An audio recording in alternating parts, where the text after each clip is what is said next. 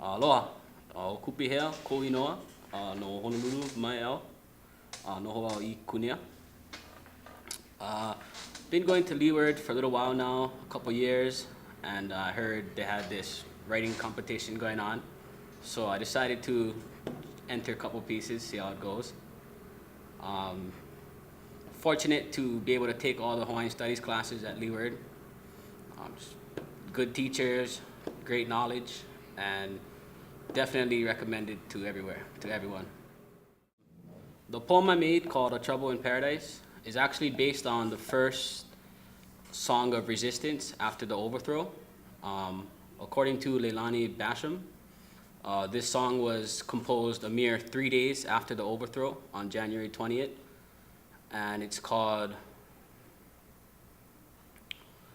Kapule o Kalahui, which is a prayer for the nation. And the way it's structured is you take the first letter of every line to make a sentence, and in the end you'll end up with the full line.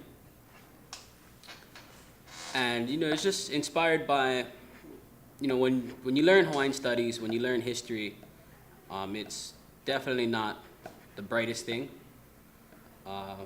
Especially taking Hawaiian studies, being Hawaiian, Hawaiian history it's kind of saddening when you learn the truth.